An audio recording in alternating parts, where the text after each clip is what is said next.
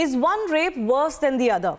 Is it decided according to who is in governance in that state? Well, that certainly is a question that many are asking because of the selective outrage, especially of certain politicians and vested interest groups on the back of what has happened or what has come to light in the Hathras case.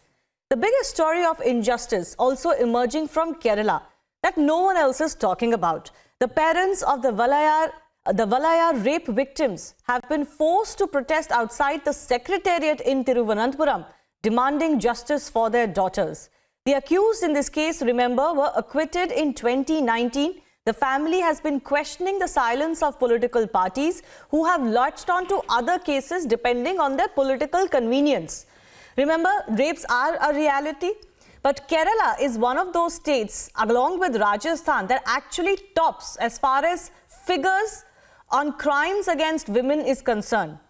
Yet, politicians like Rahul Gandhi, who are MPs from Kerala, go to all other states, but the states where the Congress is in power or their political alliances are in power, or he himself is an MP from.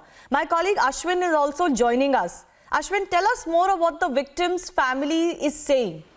They must be looking at the outrage in some rape cases. And of course, all cases should attract equal measure of the state and the police forces. This case has been a twisted one as well, a complicated one as well. What is that the family demands today? That's right, Shivani. Two girls, aged 9 and 13, were found hanging in their own home. 9-year-old girl and 13-year-old girl were found hanging in the year 2017. And as the case progressed, it's been 3 years. Now the prosecution has completely failed in the court, and the judges have said that the prosecution has completely failed. And the parents of these kids, they are also Dalit as well. I want to point it out. They are also Dalits from Kerala. They are poor people. They don't have any high hand. They don't have any reach. They don't have resources available to them. These people have been walking down the corridors, the power corridors of Kerala for the past 3 years, and justice has not been served to them. These two girls were found mysteriously dead in their own home at the gap of 54 days. The first girl, aged 13 years, was found hanging in her own home on January 13. 54 days later, the second girl, who actually witnessed two people running out from the home when the elder daughter died, she was found dead too under mysterious circumstances. Now these Dalit parents have been walking up and down demanding justice, and it has not been served. And in the secretariat yesterday, they have been continuing their stir, and they have spoken to me. And what the stories told by these parents are so grief, it's so awful that it is impossible to believe the selective outrage which is happening. And the parents themselves have pointed it out, saying that top leaders of the nation have not had a courtesy to even pay a visit to them, let alone make a call to them, saying some few words of consoling. So this has not happened. It's been 3 years, Shivani. Yes. No, Ashwin, there has been grave negligence on part of the prosecution of the police, as you mentioned, that has been reported in this case. Yet some of those police officers who face the charge of apathy or laxity in this case have actually been promoted in the state of Kerala. Brinda Dige, noted women's activist, is also joining us. Brinda, this is the sad reality that is coming to light. While rapes are a reality and we all come together to condemn rapes and to fight against crimes against women, the problem with selective outrage, especially of certain political tourists, is that when they try to talk about justice in one case, everyone reminds them of how hollow those words sound when, for so many years, in states they are elected from or in states that they rule currently, they don't talk about these crimes at all. You're absolutely right. This partial treatment being given to some crimes and other crimes being ignored is the burden of accountability that these political parties have to answer. Why is it that this particular family has to actually come out there to protest, seeking state agencies to function? And how is it that in this Kerala state, the people who did not do anything, did not allow for due process of law to be enforced, are promoted? Absolutely shameful. I would be very happy if political parties, political leaders who are shouting hoarse in other states for justice would do the same in these states where they have power. They can effect so much more, probably be a model and show to the country, this is how we extend justice. This is how due process of law is taken care of in states that we are in power. And not only be challenging and questioning. It is important to challenge and question every rape, every apathy. But when you are in power in a state, you can actually be a model. So what is stopping you? Yes. Yes. Kerala is hardly a model when it comes to crimes against women. Because percentage-wise, population percentage-wise, actually it's one of the worst states after Rajasthan. But we don't hear any hue and cry about the situation in Kerala. That may be a separate issue. The bigger question is that your role as opposition is only as important as your role when you are in power. How can you abdicate your role when you are in power in a certain area, but only talk about your role in opposition in other areas? That's what you're pointing to. Absolutely. That's exactly what I'm pointing to. Because you have the power, because you have the mandate, you can direct and instruct state functionaries and state agencies. What is stopping you?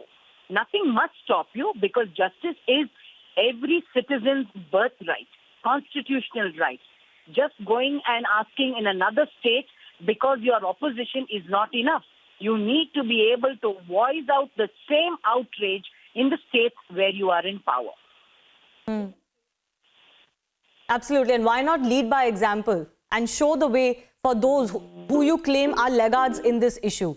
Brinda Dige, thanks a lot for joining us. Let's also go back to this specific case. And while each case specifically talking is different, no broad brush can be used for any cases. Each have their own complications or their own separate sequence of events. But the larger issue continues to be about raising your voice for justice and the apathy that several rape victims and their families, Ashwin, are facing. This particular case from Kerala, of course. But I want to ask you, what is it that the response of the state has been so far? Given that the family has been asking for a reinvestigation and a fresh probe, what has the state done so far? Yes. Today I spoke to the parents of these children, and they were telling me that they visited Pinarayi Vijayan, the Chief Minister, personally, gave a petition seeking justice.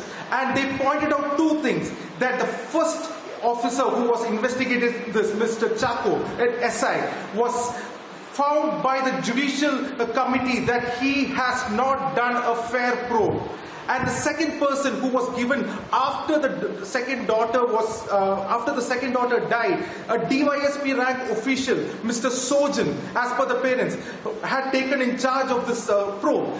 And after the parents pleaded to the Chief Minister, saying that actions need to be taken against these two officers, what the Chief Minister did was rather shocking. He in fact gave both of these officers a promotion. Now that is what has not been understood by the people in the state. People are seeing this. They can see through this nefarious plan of the selective outrage. Even the mother kept asking, why are not people calling me? Why are politicians not calling me? So there has been the apathy of the political parties over here who has not looked at it. And the parents even told me the Minister for SC/ST has not even made a single call to the parents. If this had happened in any other state, what kind of outrage would have happened? And we also got information from the activists who is saying we leave that selective outrage to those who are famous for it. But this is now a case and a protest that is actually on the doorstep of the Kerala government, and they don't seem to be responded or being moved by it. Jaya Shankar, political analyst, is also joining us. What would your comments be, Jaya Shankar, on the fact that this family has been fighting for justice for so many years?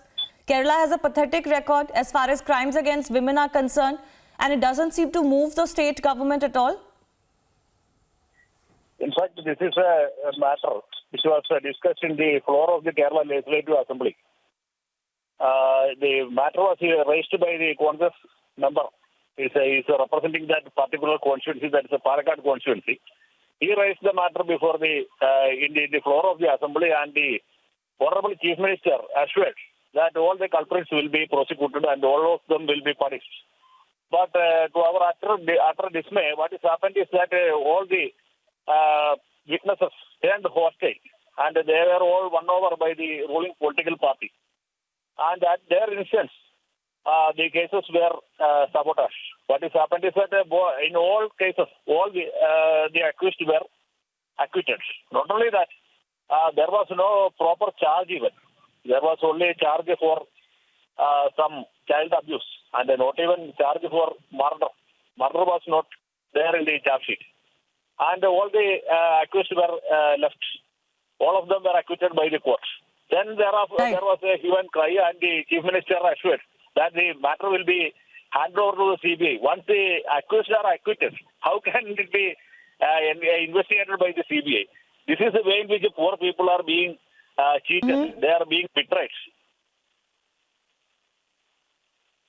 Right. Yeah. A lot of assurances, but really no action. Jai Shankar, thanks a lot for joining us for the meantime.